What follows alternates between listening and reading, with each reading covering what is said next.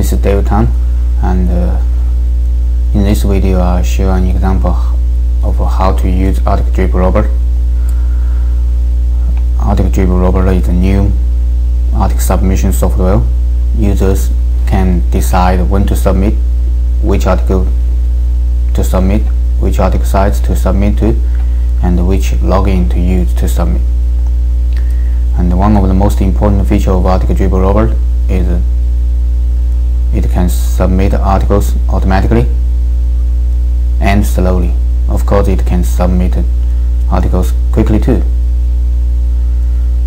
Okay, once you launch the software, the first thing you will see is the login window. You just input your login.